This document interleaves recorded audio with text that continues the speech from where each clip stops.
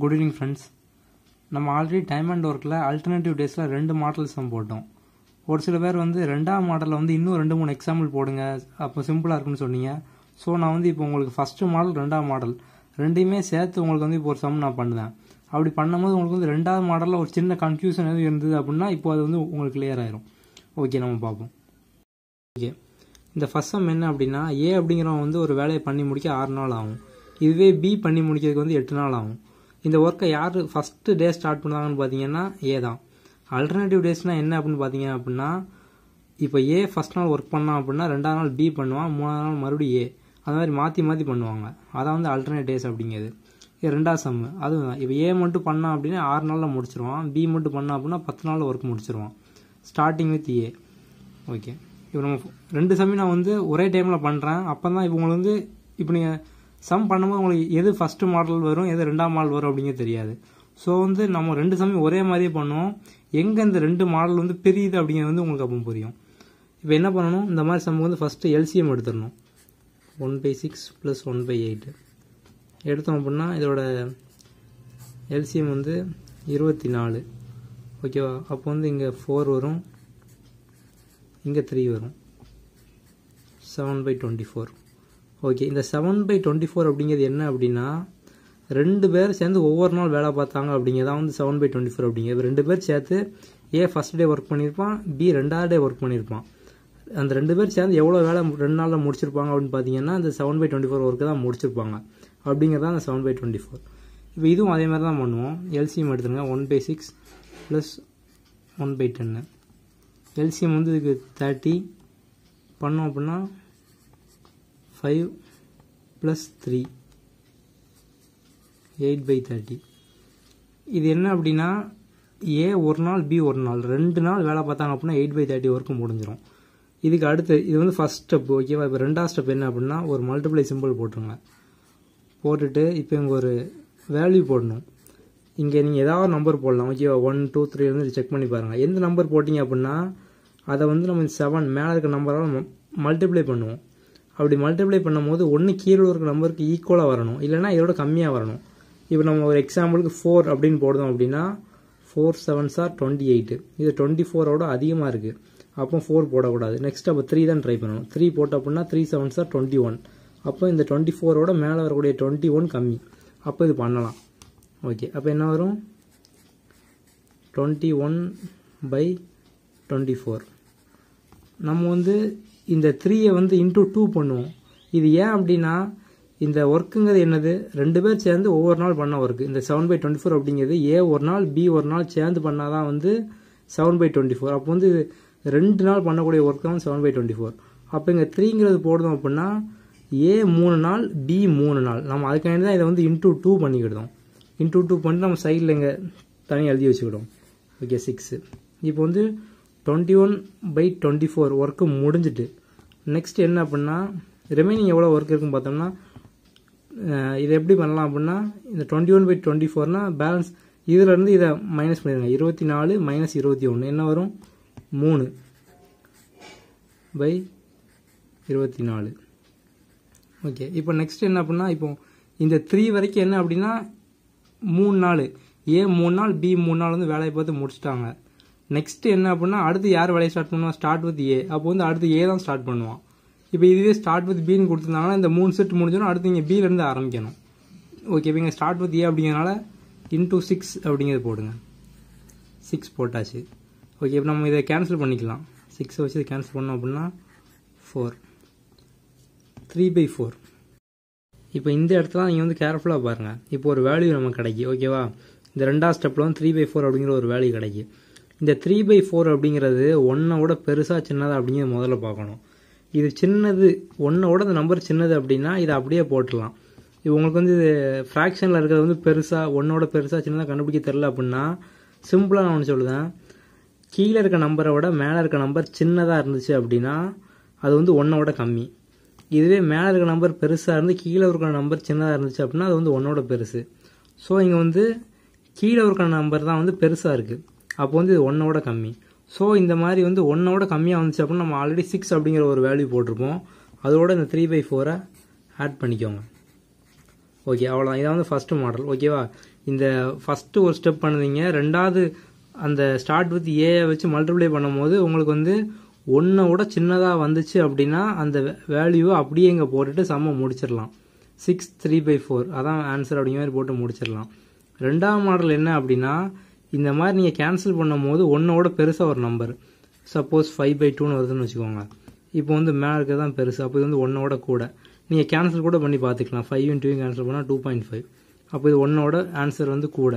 ஓகேவா? இல்லை வந்து உங்களுக்கு 2 வருது, அந்த மாதிரி 1 விட பெருசாக வந்துட்டு அப்படின்னா வந்து நீங்கள் அப்போ தான் ரெண்டாம் மாடல் போகணும். அது வரைக்கும் 1 விட சின்னதாக 1 இல்லை 1 விட சின்னதாக எந்த ஒரு நம்பர் வந்தாலுமே இதை ஃபஸ்ட் ஸ்டெப்லேயே போட்டு முடிச்சிடலாம்.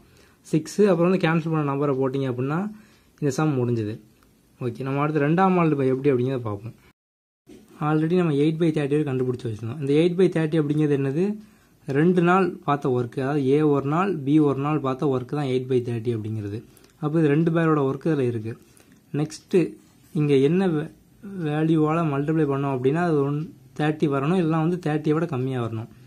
இப்போ சப்போஸ் 4 அப்படின்னு எடுக்கும் அப்படின்னா 4 8s are 32, கீழே விட மேலே பெருசாக இருக்கக்கூடாது. அப்போ நெக்ஸ்ட் என்ன 3 போட்டோம் அப்படின்னா 3 8s are 24.